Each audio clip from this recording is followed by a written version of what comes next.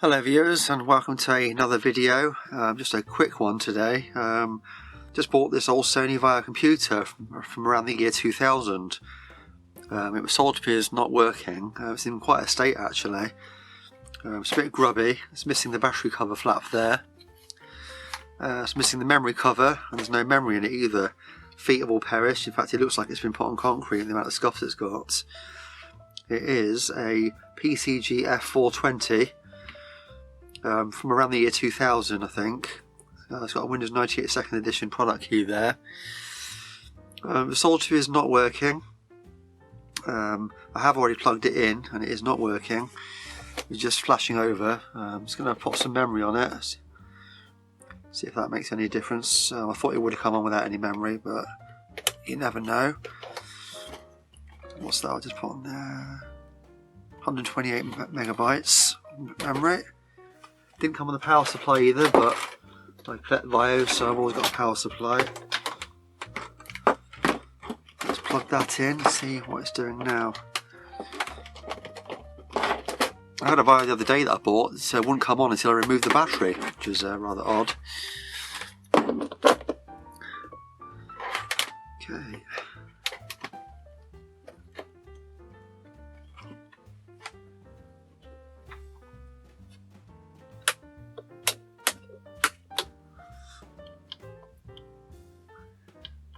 It's still not working. Earlier on the battery was flashing for a little bit. Power supply's lit up. There we go, it's flashing now, but after a while it flashes continuously, which usually means there's a battery error. So it's flashing there a little bit. When I press the button, it starts flashing. So I thought we'd open it up and have a quick look inside. See if there's anything obvious. I'm not expecting to see much. It's probably had liquid in it or something. As I say, it's in very poor condition. It's really dirty. It was covered in like a fine dust when I got it. So let's unplug it all and open it up. Let's see what we can see. It's going to remove the battery. It's been a long time since I've opened one of these actually. If I remember rightly, it's just a screw on the side there. And that cover slides off to reveal the screws for the keyboard, I think.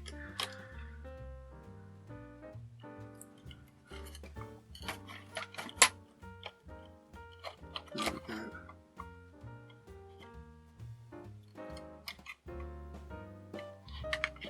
Just unplug that.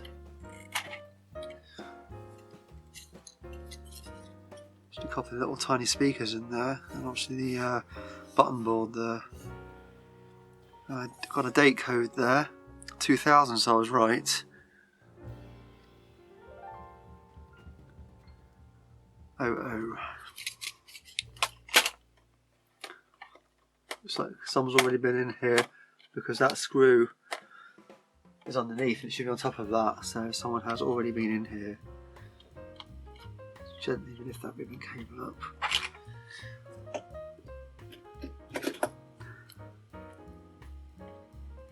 Just a little clamp there to lift up so the cable will just hopefully fall out. There we go. Oh, there's a hard drive in there, that surprises me.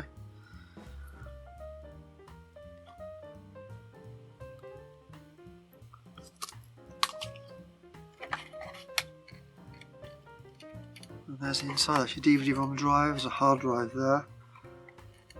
Can't see any liquid damage.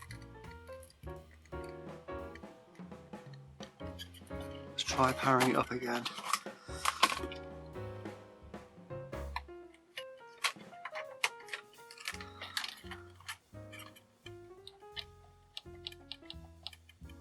Nothing.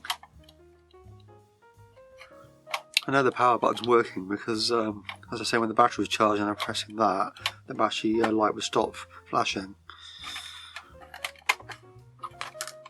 Let's have a look under the hard drive. Release it with this cage. Usually these have all been cannibalised when you buy them second hand like this, so I'm surprised the hard drive and the cage are still in there. I remember buying them in the past. It's missing that hard drive connecting cable there. Also getting harder and harder to find now these days. This is over 20 years old. think this was around about £1,000 when it came out.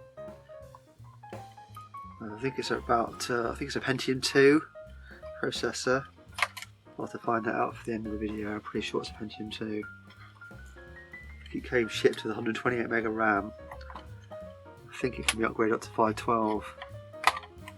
Sometimes if you've got a duff hard drive, removing it can make things come back to life again.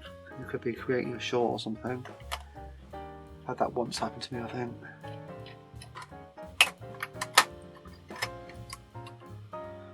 There we are, that's the hard drive.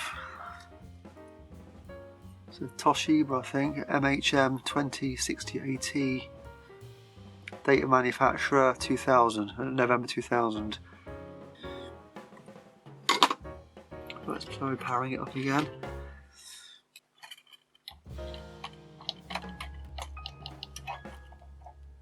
No. Still nothing.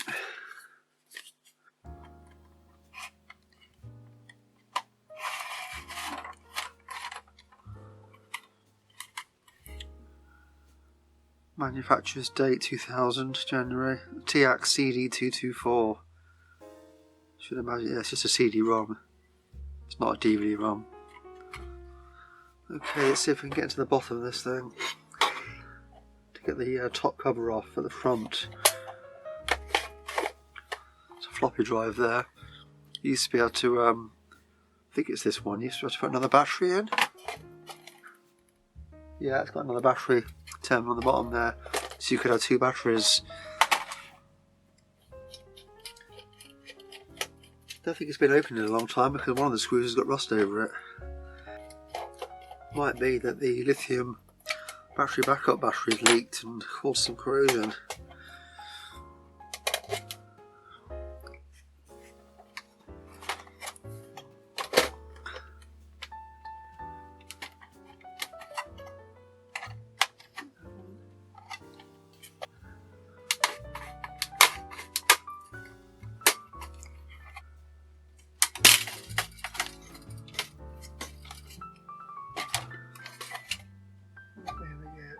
There has been some corrosion. You can see it now. Just a screw there, that was close.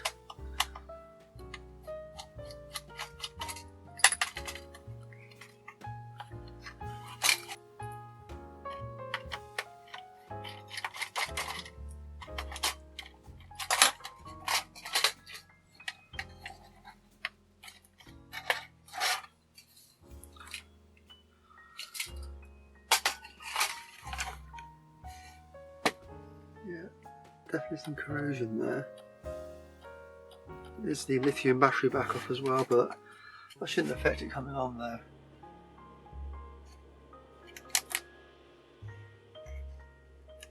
It always ends up leaking there. Well, it was I've had of, but anyway. Got a couple of little Toshiba Liberettos. They've got leaking batteries.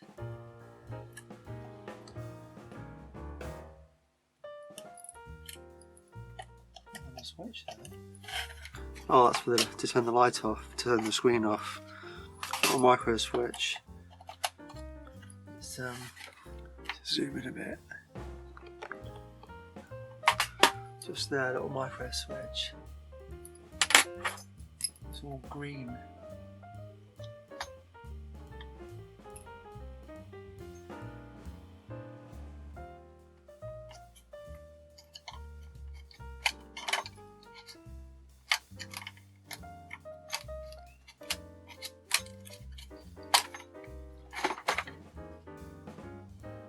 Gone green on the end there. Seems to travel down these wires and transfers it to the board.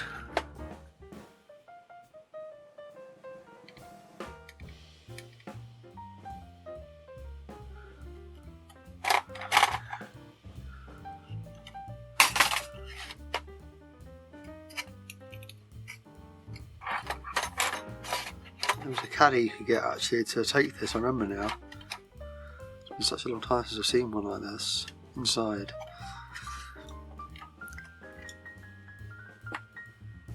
Oh, that's splashing again. Battery 2. I did leave it on powered in for about half an hour before I did this video. Sometimes these things have been sat dormant for years. They just need time to get warmed up again. Just looking at it quickly, can't see anything visibly wrong with it. There's no fluid in there. Can't see any fluids at all that have leaked in. Nothing's got any bad caps. Never know, it could have been dropped, it could have a fractured board. I'm going to remove this charging port here, see if that makes any difference. But probably a plug-in situation. See how much damage is underneath. It's probably left up on its front, like that while it was in storage, and it's run down that way.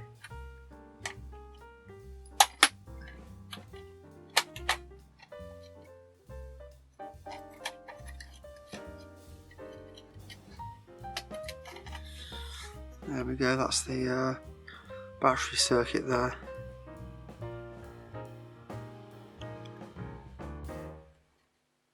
Let's unplug that LCD cable there, see what's the state of the capacitors underneath of that one at the back, if there is any. That's right where the DC port is.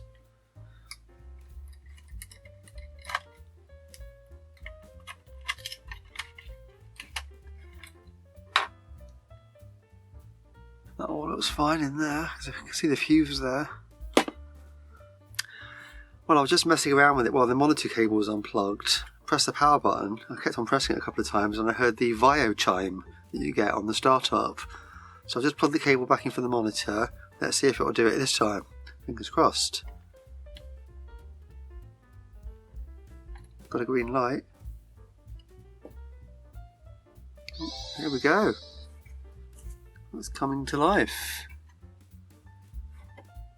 The screen looks almost flashing over. It's just stuck on the Sony logo at the moment, and it's flashing. So we're getting somewhere.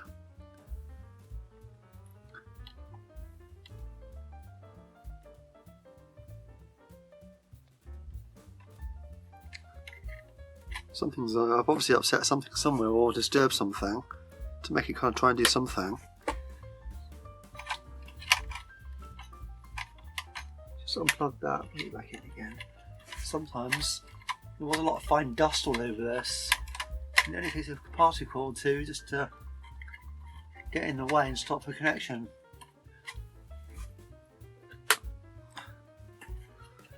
Just bring it forward so you can see the screen. We just dim these lights.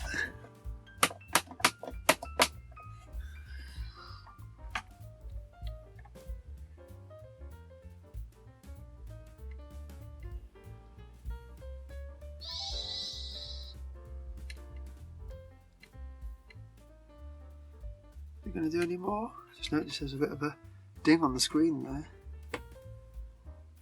So it's just flashing. There's obviously a problem with the BIOS there. Or is it because there's no hard drive connected? Usually it would say no operating system found. It would do a memory test, wouldn't it? The screen looks quite washed out as well. Oh, the Sony logo's gone off the screen now. I think what I'm going to do now is plug the hard drive back in and the keyboard and try it again. It'd be amazing if it works. I don't think it will. I think it's just slowly creeping back to life, isn't it? Feel a bit of warmth off that CPU now.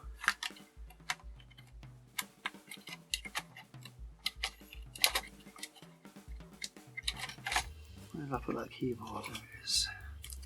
It's always exciting when things suddenly pop back to life. Sometimes it can end up going up in a puff of smoke. Just this last little attempt at trying to live again. Right. Let's see what happens now. What happens if I turn it on, won't it?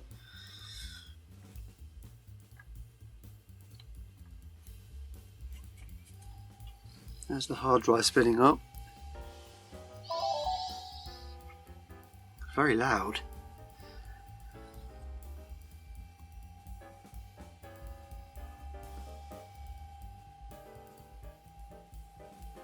Stuck on the Sony logo again.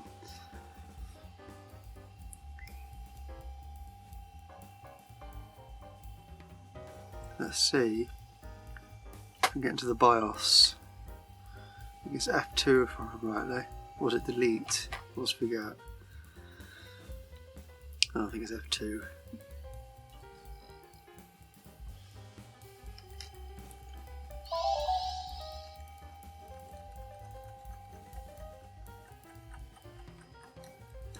No, it's not having it, is it?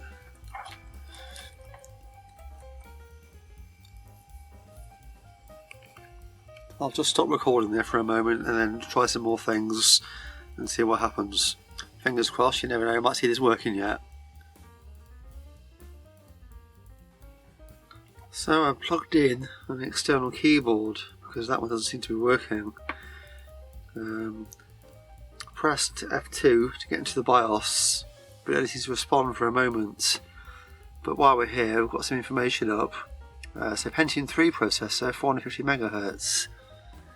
Not the 2 like I initially thought. 640K system RAM passed, 63 meg extended RAM passed. 63 meg? That's not right, is it? Because I put in a 128 card in. And it stopped there. It says entering setup, it just stopped. If we press non-lock and it responds initially on the light on the keyboard, and it stops. So we're slowly getting a little bit further. Well, I've gone as far as I think I want to go with this now. It's still not working, just stuck on the Sony logo on the screen. And when you go into BIOS, it gets stuck there as well before it actually enters the BIOS screen. I'll do a memory check and that's it. So just a quick look around this before I call it a day. CPU's under there. That does get quite hot, the fan will kick in. So the CPU must still be working okay. That's where the hard drive was. That's the modem, dial-up modem. Power supply board I believe, that's certainly for charging the batteries. I think it is the power supply board as well. Because when I unplug that, the computer won't come on at all. That's there for the CPU fan. PCMCIA slots. DVD-ROM or CD-ROM drive connector, floppy drive connector, and you can have a battery each side instead of a floppy drive. And that's about it really. The motherboard's quite small, it's just that area there. That board at the back there is for the external keyboard which I've been using, and also for the modem. And there's something else on the back there, I think it's serial. But apart from that, that's it then. So I'm just going to put it back together now and call it a day. Perhaps one day I'll get another one that's not working properly and I can swap that power board out, see if that makes any difference. Because as I say, it seems to be getting stuck at a certain point before it will carry on booting. Well, there you have it. On this occasion this was a non-fixer, this Sony VAIO from around the year 2000. At least we've got to have a good look around inside of it though, see how they were put together back in the day. I've got a few spares there as well from my other ones, because I do have some other models that are working from the same year, and I will do videos on those in the near future. Well, I guess that just leaves me to say, as always, thanks for watching. Until next time, I'll be seeing you.